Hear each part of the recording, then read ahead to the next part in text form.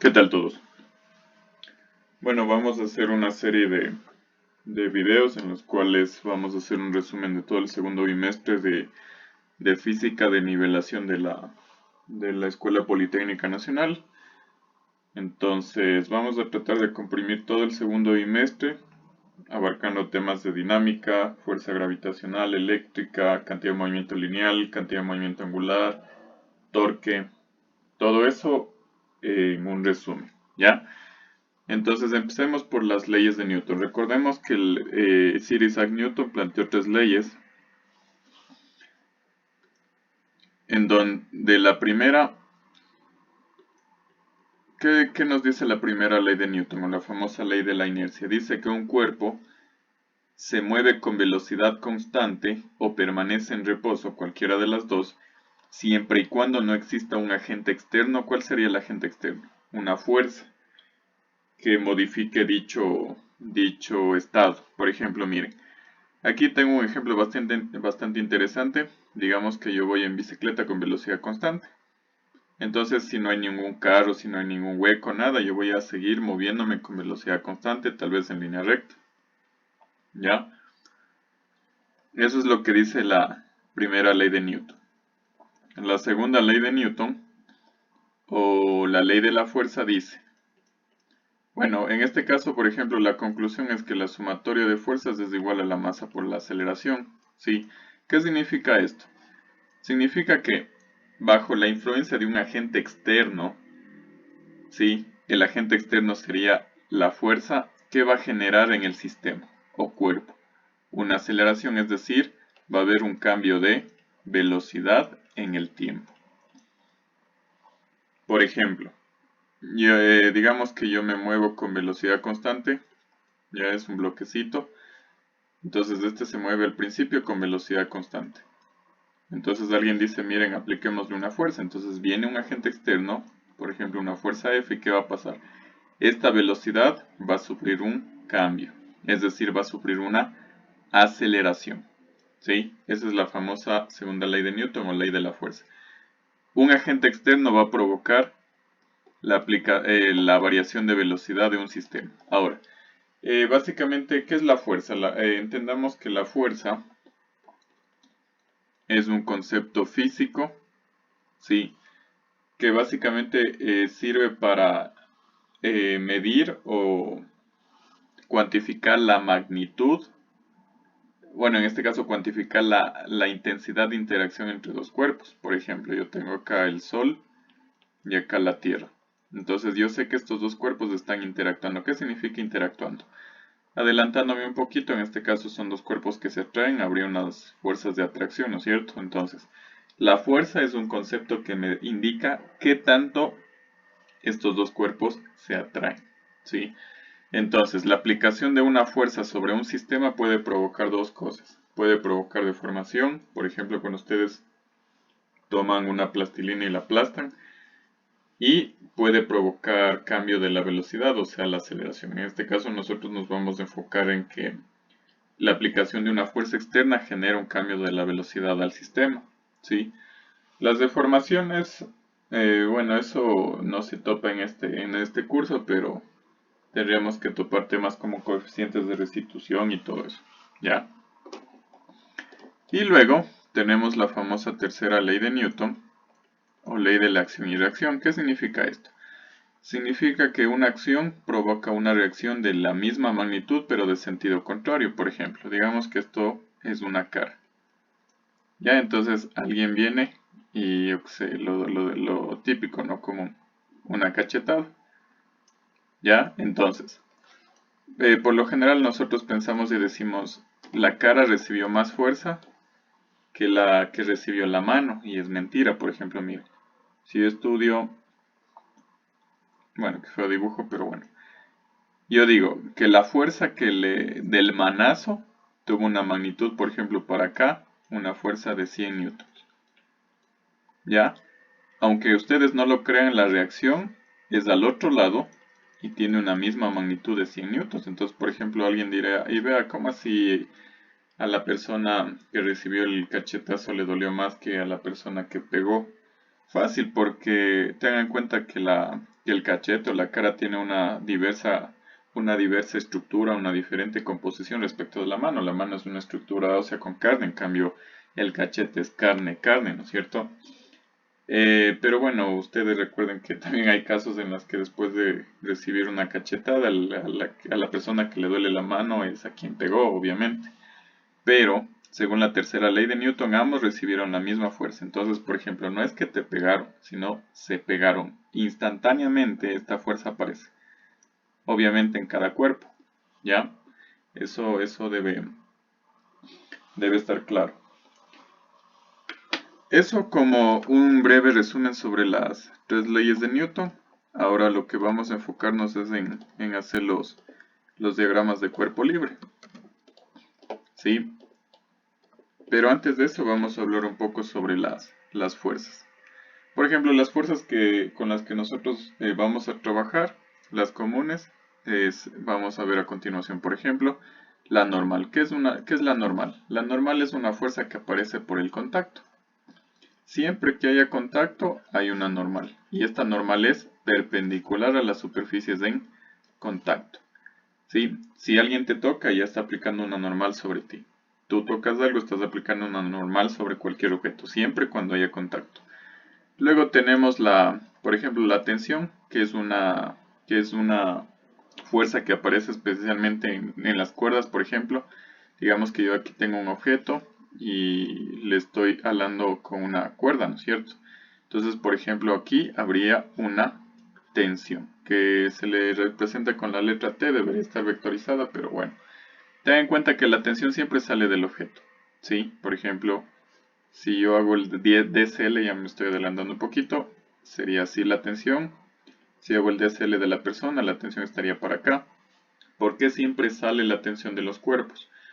Porque no puedes empujar con soga, o sea, solamente se jala. Ten en cuenta que una soga es un transmisor de fuerza, ¿no? O sea, te da lo mismo jalar desde esta distancia que tú vengas acá y le apliques una fuerza para empujar el objeto, ¿sí? Solo sirve para transmitir fuerza. Para nuestro curso vamos a considerar que la soga tiene masa despreciable y es inextensible. ¿Qué significa que sea inextensible? Significa que no se estira, ¿no? O sea, si tú jalas, inmediatamente se empieza a mover. Por ejemplo, una cuerda o un objeto de naturaleza que sea extensible sería, por ejemplo, una media de nylon. Tú amarras la media en algún objeto y empiezas a jalar. Tú jalas y ves que primero se deforma la media y luego empieza a moverse el objeto. ¿Ya? Entonces eso no pasa aquí. Se supone que tú atas una cuerda a un objeto y le jales, inmediatamente empieza a moverse. O sea, no hay deformación previa. Bueno, es ideal, ¿no? De ahí todos los objetos tienden a deformarse al menos un poco. ¿Ya? Otra de las fuerzas más comunes con las que nosotros vamos a toparnos es el famoso peso. Bueno, yo le represento con la letra W, pero hay libros que utilizan la letra P o mg, ¿no? Que es la fórmula.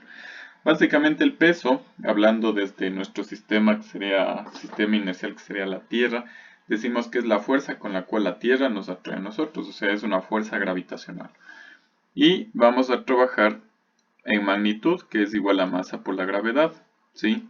Teniendo en cuenta que la masa es la cantidad de sustancia que tiene un objeto, o en dinámica sería la inercia traslacional, ya voy a explicarles más adelante qué es la inercia traslacional, y la gravedad, que es la aceleración con la cual los objetos son acelerados, ¿no? Hacia el centro del planeta Tierra.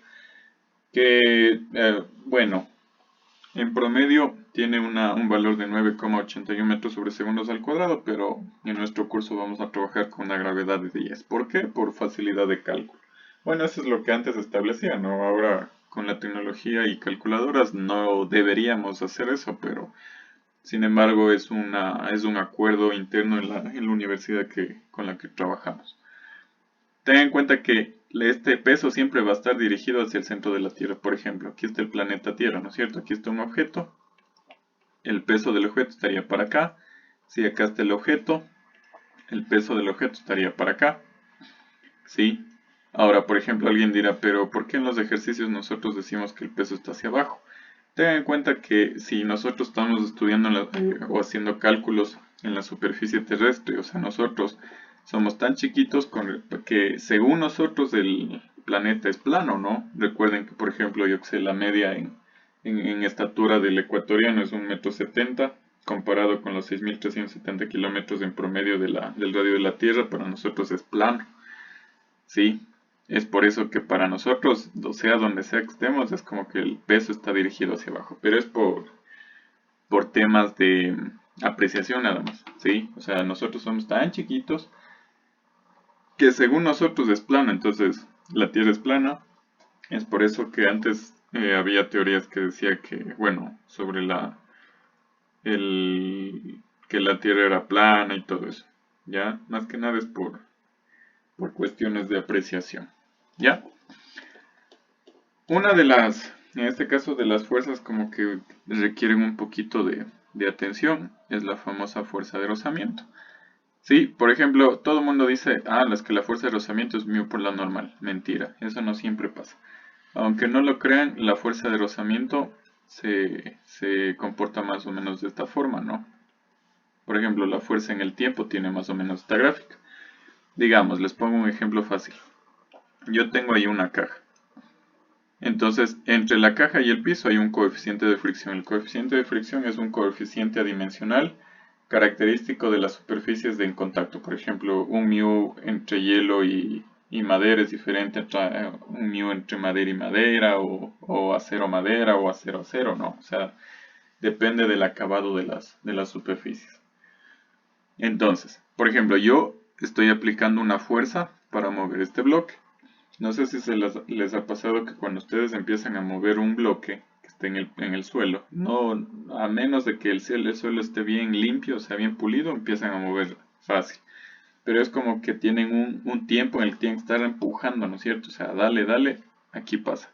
Entonces, miren, están empuja, o se incrementan ustedes la fuerza hasta que llegan a un punto que se llama la fuerza de rozamiento estática máxima. ¿Sí?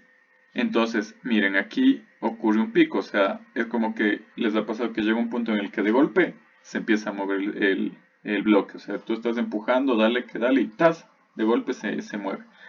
Entonces, aquí nosotros vamos a manejar dos tipos de fuerza de rozamiento. Una estática, significa la fuerza de rozamiento estática es cuando el cuerpo está en reposo, y la fuerza de rozamiento cinética es cuando el cuerpo está en movimiento. Entonces, si el cuerpo se mueve, ahí yo puedo decir que la fuerza de rozamiento cinética es mu cinético por la normal. En cambio, cuando está en reposo, tengo que ver si es que trabajo con la fuerza de rozamiento estática máxima o solamente tengo una fuerza de rozamiento estática normalita. ¿A qué se refiere con eso? Por ejemplo, digamos que yo tengo una fuerza de rozamiento estática máxima de 50 newtons. ¿Qué significa esto? Que si yo aplico una fuerza inferior a los 50 newtons, nunca voy a moverle el cuerpo, o sea, ni siquiera se va a mosquear. Si yo le aplico una fuerza igual a 50 newtons, significa que aquí es movimiento inminente. ¿Qué significa movimiento inminente? Que el cuerpo va a moverse, no se mueve todavía, porque es como un punto indeterminado entre que se mueve y no se mueve, pero no tienes opción a no moverte. Ya alguien dirá, chuta, ¿y eso cómo entiendo? ¿Les ha pasado que a veces cuando ustedes están, por ejemplo, caminando por el filo de una pared, a veces se marean, ¿no es cierto? Pierden equilibrio. Entonces, ¿qué sucede? Ustedes ya saben que se van a caer, pero todavía no se caen. Pero es un instante en el que dices, chuta, ya me caí, pero no puedes decir, bueno, me hago para atrás y no me caigo. O sea, sabes que te vas a caer, pero no te caes. Ese es el punto de movimiento inminente. Entonces, si la fuerza que yo aplico es mayor a los 50 newtons, el objeto se mueve. Y eso es un estudio bastante interesante que nosotros vamos a hacer posteriormente. Entonces, solo la fuerza de rozamiento estática máxima, puedo decir que es igual al mu estático por la normal. ¿Sí? Solo la fuerza de rozamiento estática máxima, o cuando hay movimiento inminente. O cuando el cuerpo se mueve, puedo usar esta forma. Listo. Tengan en cuenta que el mu estático es ligeramente mayor que el mu cinético, bueno, por obvias razones. ¿Ya? Y aquí un dato, no piensen que el rozamiento es malo, o sea, no siempre es malo, porque si ustedes se percatan, nosotros caminamos es gracias a la fuerza de rozamiento. Si no, no sé, tal vez alguna vez han intentado caminar en una baldosa mojada o en hielo, no se puede, ¿no es cierto? Entonces dices, chuta, no puedo caminar. Pero en la tierra se puede. ¿Por qué? Porque gracias a la fuerza de rozamiento nosotros podemos tener agarre en el piso y podemos movernos. Ya, muy bien. Ahora vamos a... Bueno, hay una fuerza que no estoy topando antes de olvidarme, que sería la famosa fuerza elástica. Que la fórmula, ustedes en los libros encuentran esta fórmula, que es menos K por X. Yo realmente no me agrada ponerle el signo menos, pero bueno, les explico qué es el signo menos. Por ejemplo, yo sé que todos los cuerpos tienen características elásticas. ¿Qué significa esto? Por ejemplo, si yo tengo un resorte y yo le alargo un poquito y le suelto, ¿qué va a pasar? El resorte va a tender a volver a su posición inicial, ¿no es cierto? Entonces, mira, si yo le estiro, hay una fuerza que hace que el resorte se meta. Si yo le comprimo al resorte, aparece una fuerza que hace que el resorte salga. Es la famosa fuerza elástica. ¿Ya? El menos, ¿qué significa? El menos significa que siempre se opone a lo que tú hagas. Si tú le aplastas, esa fuerza quiere sacarle. Si tú le jalas, esa fuerza quiere meterle. Ten en cuenta que la fuerza elástica actúa dentro de ciertos parámetros, es decir, no puedes aplicar una fuerza a lo bruto a un cuerpo porque le deformas, puede ser una deformación plástica. ¿Qué es una deformación plástica? Les ha pasado que a veces ustedes estiran un resorte de más y se queda deformado de por vida, o sea, ya no vuelve a recuperar sus propiedades iniciales, ¿no? Entonces a nosotros básicamente lo que vamos a estudiar en este curso es la fuerza elástica, es decir, cuando yo aplico fuerza a un cuerpo que no le deforme de forma permanente. Y algo interesante es que aquí aparece un término que es el famoso K. Las unidades son Newton metro en el sistema internacional y es la constante de cada resorte, o sea, de cada material. Esto está en función de la forma de las espiras, del material que está hecho y todo eso. Es una propiedad básicamente propia de cada material. Nosotros vamos a idealizar las cosas con resortes, pero esto se aplica a cualquier cosa.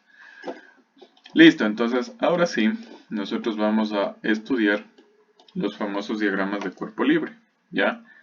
Esto es lo más importante de la dinámica en el primer bimestre, que es el diagrama de cuerpo libre. ¿Qué es un diagrama de cuerpo libre? A mí me gusta decir que es un diagrama de quejas. ¿Qué significa esto? Un diagrama de quejas significa que todo lo que te hacen tú pones, pero lo que tú haces no se pone. Por ejemplo, digamos que aquí tengo un cuerpo A. Entonces, y acá un cuerpo B. Si A le pega a B, B debería tener, esta sería la fuerza que A le hizo a B. ¿Sí? Es una fuerza externa a B. Todo lo que le hacen a B tengo que poner. Pero por ejemplo, si B se coge y se mete un puñetazo él solito, sería una fuerza interna. Eso no se pone en un DSL, no, sería una fuerza interna. Solo lo que le hacen se pone. Entonces, por ejemplo, vamos a hacer un ejercicio rápido. No puedo hacer muchos ejercicios, sino el video demoraría mucho, pero vamos a tratar de hacer lo posible. Dice, en el sistema de la figura el bloque se mueve y μ es el coeficiente de rozamiento. Ojo, no se mueve. Dice, la magnitud de la fuerza de rozamiento que actúa sobre el bloque es igual a... Para cualquier análisis yo debo hacer un diagrama de cuerpo libre. Entonces miren, el diagrama de cuerpo libre se aísla todo. O sea, le quito el piso. Si un DSL no tiene el piso, ya está mal hecho. O sea, ya sería un DSL del sistema, por ejemplo. Siempre es importante poner el título para saber el DSL de qué hago. Ahora, voy viendo. El piso está en contacto con el bloque, ¿no es cierto? Entonces hay una normal de contacto. La tierra le atrae al bloque. Entonces hay el peso del bloque. La tendencia de movimiento va a ser a la derecha. Entonces la fuerza de rozamiento siempre se opone al movimiento. Para acá tengo un movimiento, la fuerza de rozamiento, que sería estática si no se mueve. ¿Y qué otra fuerza externa hay? Esta fuerza F, ¿no es cierto? Sería este F. ¿Sí? Que por geometría sería con este ángulo θ. Entonces miren, ya tengo el DSL del sistema, ¿no? Todas las fuerzas externas que le hacen al cuerpo se ponen. Las fuerzas internas o lo que hace el cuerpo al entorno no se pone. Luego, ¿qué es lo que procedo a hacer? Lo que se procede a hacer es definir un sistema coordenado conveniente. ¿Ya? Por ejemplo, voy a definir el sistema XY y lo que hago es descomponer esto. Por ejemplo, aquí tendría un fx. Ojo, es nota mental, debo saber vectores. Si no sé vectores, ya, chao ya. Entonces miren, aquí aplico las ecuaciones. Como dice que no se mueve, sumatoria de fuerzas en X es igual a 0, sumatoria de fuerzas en Y es igual a 0. En este caso, Fx menos Fr es igual a 0. Entonces miren, la fuerza de rozamiento es igual a Fx, o lo que es lo mismo, F por el coseno de teta. Por ejemplo, aquí está mi respuesta. ¿Por qué se pregunta a veces estas cosas? De los estudiantes dicen, no, pues que la fuerza de rozamiento es μ por la normal. Mentira, solo la fuerza de rozamiento estática máxima, en este caso que está en repuesto, sería μ por la normal. Vamos a calcularle, ¿ya? Entonces, por ejemplo, para Y, digo, N menos el peso menos Fy es igual a 0. Entonces, miren, la normal sería el peso más F seno de teta. Entonces, la fuerza de rozamiento estática máxima sería igual a μ por, tomo esto y le reemplazo acá, sería mg más F seno de teta. Entonces, para que el sistema se mueva, ojo, yo tengo que vencer esta fuerza. Si yo venzo esta fuerza, el sistema se mueve. Si yo no venzo esa fuerza, no se mueve nunca para nada ese sistema, ¿ya? Eso con respecto a este tema. Listo, vamos a ver qué más podemos hacer un recorderis.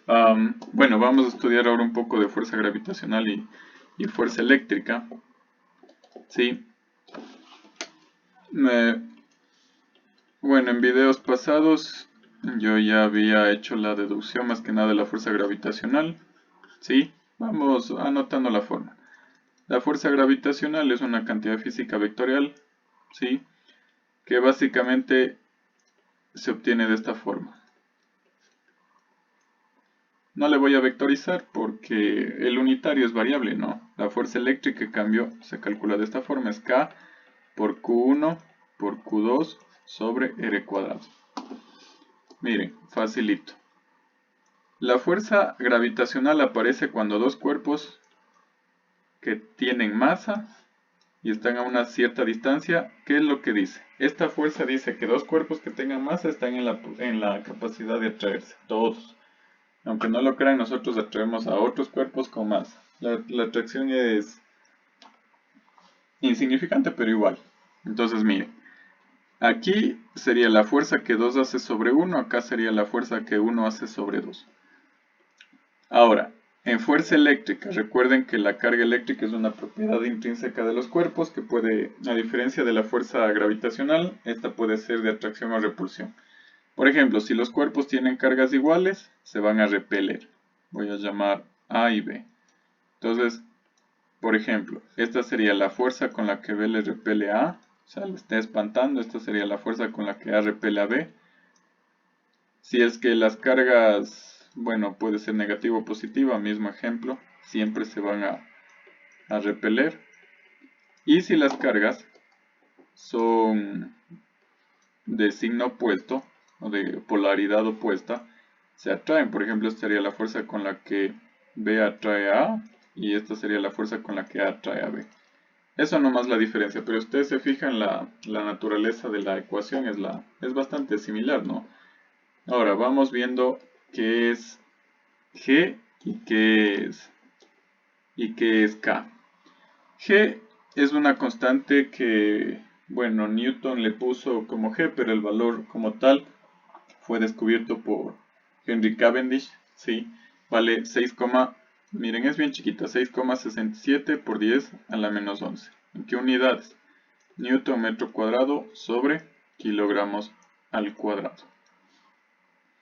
K, en cambio, es una constante que en el vacío, por ejemplo, es 9 por 10 a la 9 Newton sobre Newton, en este caso metro cuadrado, sobre coulombs al cuadrado, ¿sí? Son propiedades, por ejemplo, que depende de, por ejemplo, hablando de fuerza eléctrica, sería en el medio en el que se encuentran las cargas. Por ejemplo, en el vacío vale eso, ¿no? En cambio, a diferencia de este K, la constante universal G para fuerza gravitacional es válida en todo el mundo, en todo el universo básicamente. ¿Ya? Son constantes que, bueno, hace no mucho es que fueron validadas todas estas fórmulas porque,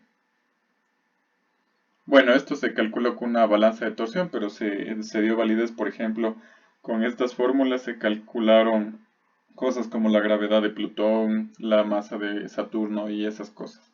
Entonces no es que tú sales en una nave y dices, ah, bueno, cojo una balanza y voy a medir la masa de Plutón, por ejemplo. O sea, son cosas teóricas que se validaron. Y ahora, cómo se usa esto? Facilito, miren. Por ejemplo, digamos que yo tengo aquí tres planetas. Planeta A, planeta B, planeta C. Yo voy a hacer el DSL, por ejemplo, de C.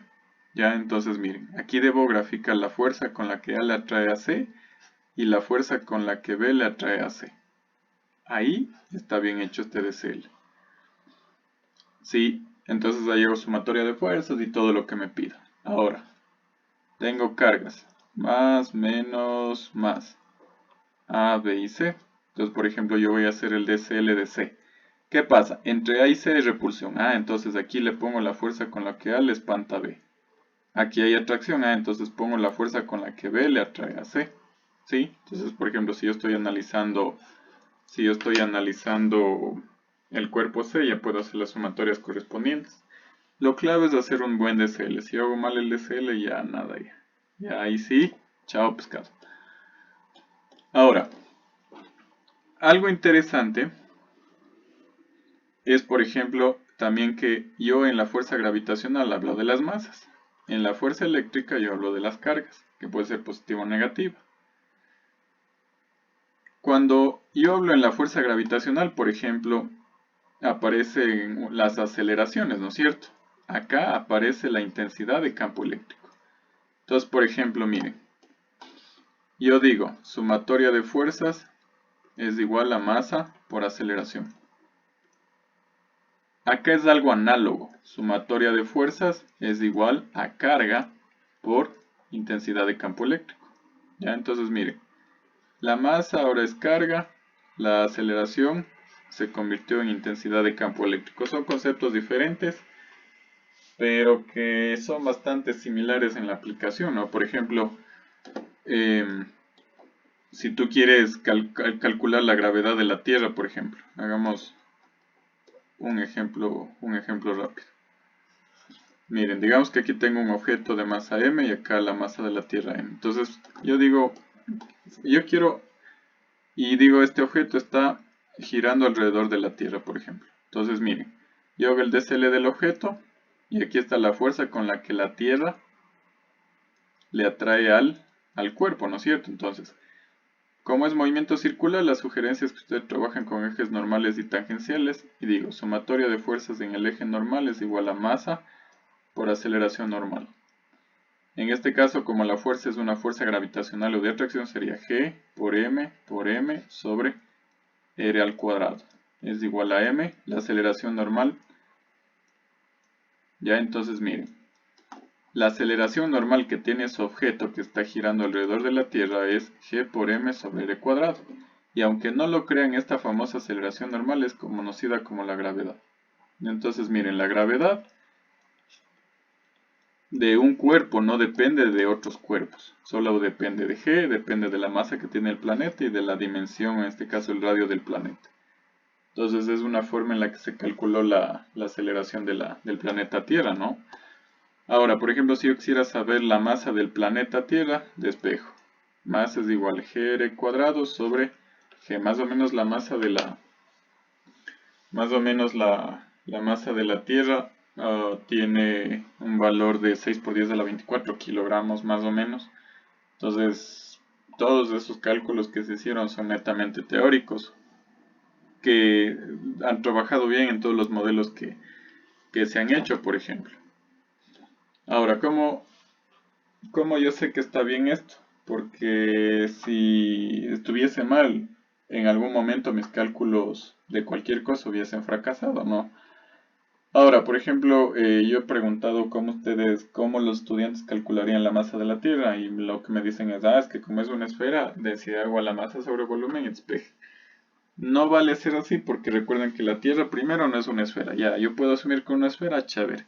Pero la densidad es variable. ¿Por qué? Tenemos océanos, tierra, magma, de todo hay aquí. Ya, entonces yo debiese hacer una radiografía a la Tierra completita para calcular la distribución de densidades, ¿no? Entonces, es bastante complicado. Otra cosa que ustedes pueden calcular es, por ejemplo, periodo de rotación, todo eso. ¿Por qué? ¿Cómo? Yo sé que la aceleración normal es igual a la rapidez al cuadrado sobre r, ¿no? Y como es un movimiento circular, yo sé que d es igual a w por r. Entonces, son cosas que, por ejemplo, les dice cuál es la velocidad de rotación, yo que sé, del planeta Tierra, la velocidad lineal de rotación, todo eso se puede calcular. Recuerden que la Tierra aparentemente gira en un MCU, entonces yo me acuerdo que, por ejemplo, el periodo es igual a desplazamiento angular, que sería 2pi, sobre velocidad angular, ¿no? Entonces ya yo que sé, puedo sacar también los tiempos y todo eso. Listo. También lo que se topa son las leyes de Kepler, ¿sí? ¿En qué consisten las famosas leyes de Kepler? Que son tres. La primera es que los planetas se mueven alrededor del Sol en trayectorias elípticas y el Sol está en uno de sus focos. Miren, aquí está el Sol, acá está el planeta, por ejemplo la Tierra. La segunda ley de Kepler, ¿qué te dice? Bueno, habla de unas áreas de barrido, ¿no? Por ejemplo, miren, aquí está un planeta. Entonces, por ejemplo, lo que se demora en ir el planeta cuando está por aquí, de A hasta B, se demora, digamos, un tiempo t. Es del mismo tiempo que se demora ir de C hasta D, ¿sí? Es del mismo tiempo t. Entonces aquí aparecen dos conceptos que es el famoso afelio y el perihelio. El afelio es el punto más alejado del planeta alrededor del Sol y el perihelio es el punto más cercano, ¿ya? En este caso, por ejemplo, si ustedes se fijan como es una trayectoria circular y yo veo que, por ejemplo, aquí yo tengo que recorrer más distancia, ¿no es cierto? Entonces dice que se supondría que yo tendría que acelerar y acá tengo que recorrer menos distancia porque tengo más radio, entonces debería frenar, pero eso, o por ejemplo, nosotros deberíamos sentir la aceleración o frenado de la Tierra, ¿no? Pero eso no sucede, ¿por qué? Porque, aunque no lo crean, la Tierra o la mayoría de los planetas del sistema solar con respecto del Sol, casi que es una circunferencia. No es una circunferencia perfecta, pero casi. Entonces, yo puedo decir que la Tierra se mueve alrededor del Sol con MCU, por eso es que los años duran en promedio 365 días, excepto los bisiestos. Sí, si no, imagínense, fuese un año, fuesen años diferentes, ¿no? O esto fuese garrafal, porque si la Tierra va acelerando es como que ya se llega a junio y empieza a acelerar la Tierra, todo el mundo nos vamos para atrás por la primera ley de Newton. Después yo que sé, en septiembre la Tierra frena, todos nos vamos para adelante. Entonces imagínense las catástrofes que pueden ocasionar esos. De hecho, es posible que el océano se nos venga encima y listo, ¿no? O sea, ah, son son cosas bastante de pensar. Y la tercera ley de Newton, de Kepler es bueno, él con todos los cálculos que tenía, hizo unos acomodos. Estas tres leyes son netamente empíricas, entonces él dijo que el radio orbital al cuadrado sobre el periodo orbital al cuadrado sobre el radio orbital al cubo es una constante, o sea, el K de Marte alrededor del Sol, ¿no? La K de Marte es igual a la K de la Tierra y todo eso, ¿sí? Entonces, todos estos son postulados que él enunció de forma empírica.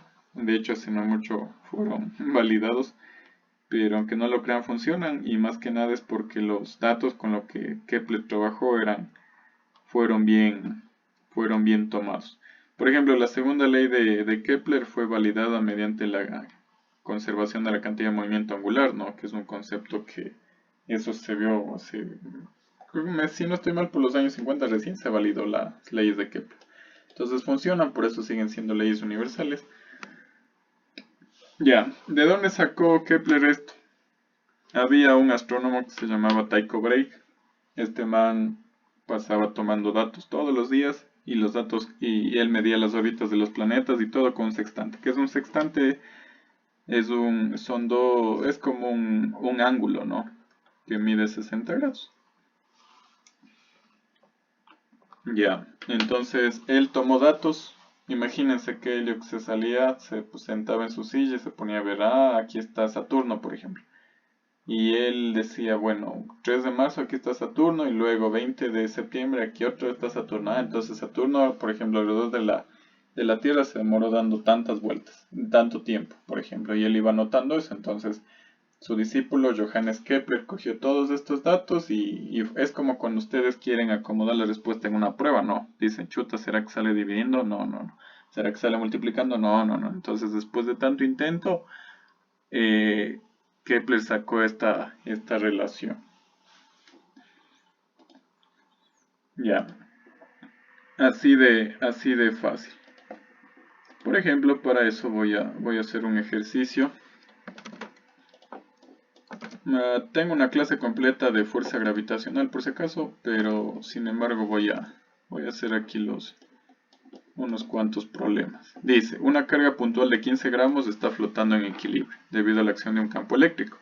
Uniforme de magnitud, 5000 Newton Coulomb.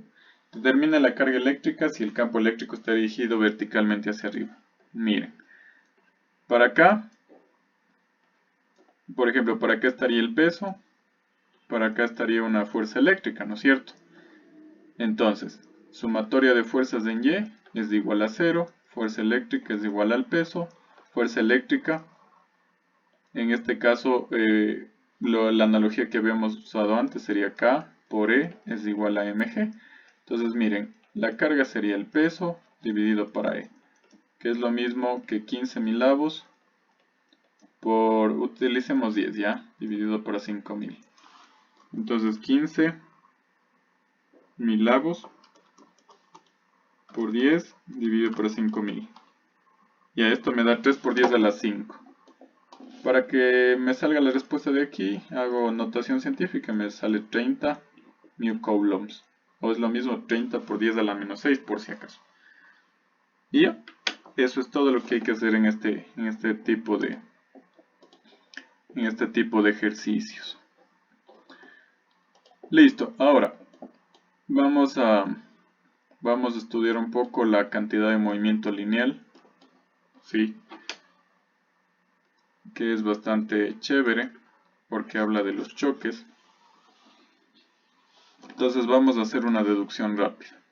Miren, yo sé que la sumatoria de fuerzas es igual a masa por aceleración, ¿de acuerdo? Y yo sé que la aceleración es igual a la variación de velocidad sobre delta t. Entonces, miren, ¿qué pasa si yo despejo? Me queda m por velocidad final menos m por velocidad inicial. Miren este término que aparece, el famoso mv. Esto es la cantidad de movimiento lineal. Las unidades sería kilogramo metro sobre segundo. ¿Y qué me dice la cantidad de movimiento lineal? Me dice, o es la tendencia, por ejemplo, aquí pongo el ejemplo, digo, ¿qué tan fácil sería detener un camión de 1 tonelada? Alguien me dice, no, difícil, mentira. Pónganse y va a 1 metro por segundo, va súper lento. Ustedes hasta pueden acomodarse la camisa para tratar de detener. O les digo, ¿qué tan fácil es detener una bala? Una bola de plastilina en movimiento. Todo el mundo dice facilito. Ya, digamos que la masa de la plastilina es de 5 gramos, pero va a una velocidad de 1000 metros por segundo. O sea, sería una bala, ¿no? Y eso ya le hace difícil, puede perforar cosas. Entonces, el P lo que te dice básicamente es qué tan difícil o qué tan fácil es cambiar la velocidad de un objeto en función de la masa. Sí, es importante relacionar la masa y la velocidad. No se puede tratar esto de forma divorciada.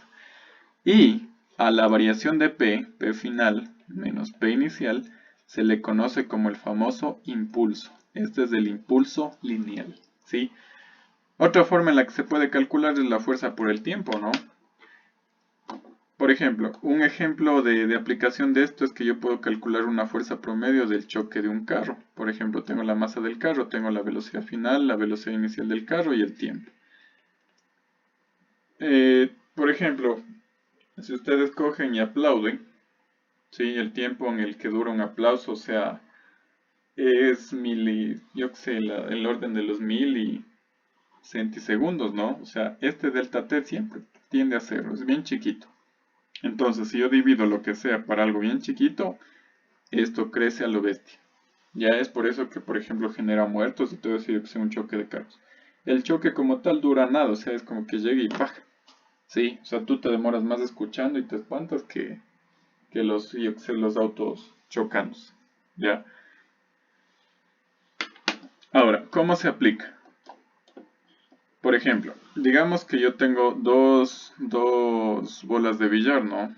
A y B, que se impactan, justo se chocan, yo que sé, en el eje X.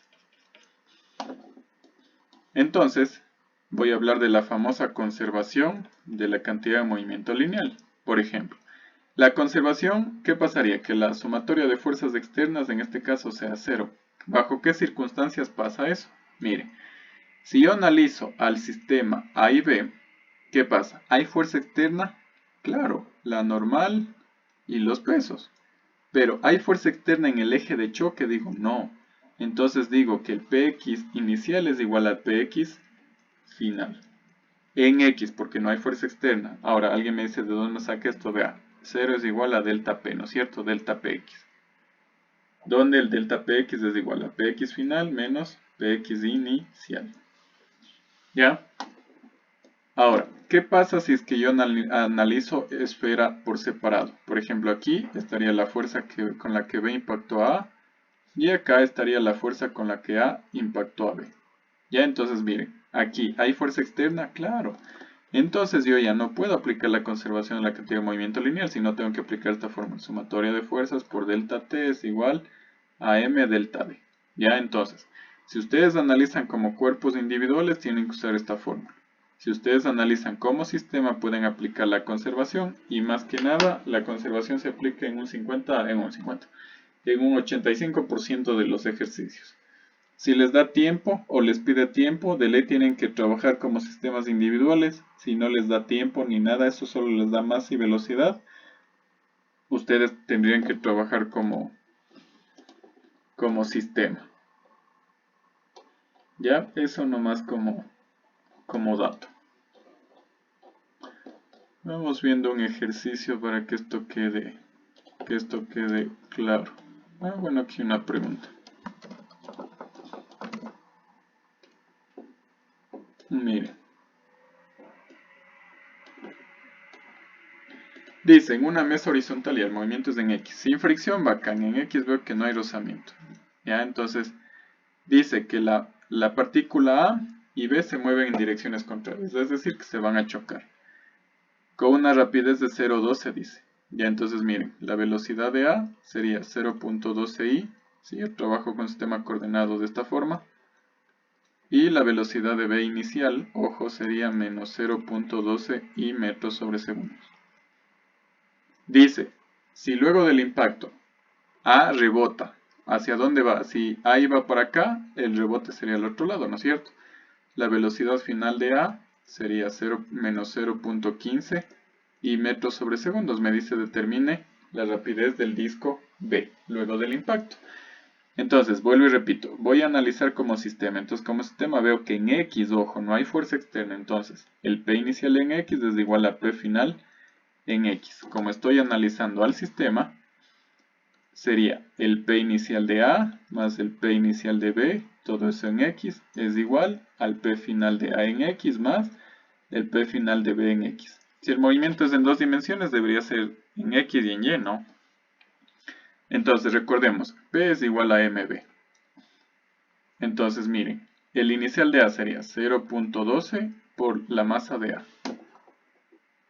¿Cuánto es la masa de A? 0.25. El P inicial de B menos 0.12 por 0,35 es igual.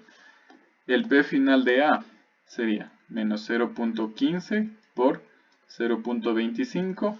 El P final de B, la velocidad de B no sé, la masa de B 0.35. Entonces despejemos. Lo bacán de la ecuación es que incluso me da la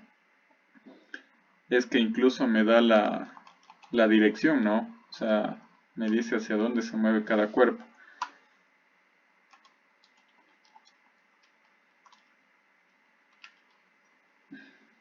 Miren, la velocidad de B me sale positivo, me sale que es 0,07 metros sobre segundos. Como me da positivo, significa que rebota a la derecha. Y tiene sentido, ¿no? Si dos pelotas rebotan, la una se va a ir al lado opuesto al que iba y viceversa. Entonces la respuesta sería 0.073 aproximando. ¿Ya? Solo déjenme, le verifico por si acaso el cálculo. A veces meto mal el dedo y la cosa se pone chévere. Y ya. Eso sería todo. Como ven, lo que hay que aplicar es la ecuación. En este caso, miren, no me daba tiempo ni fuerza, entonces debo trabajar como sistema y como sistema puedo aplicar la conservación. Si algún ejercicio me pide el tiempo o fuerza, entonces ahí que debería haber hecho, debería haber trabajado con A y B de forma individual, ¿no? Listo. Entonces, bueno, eso sería como la primera parte de este repaso.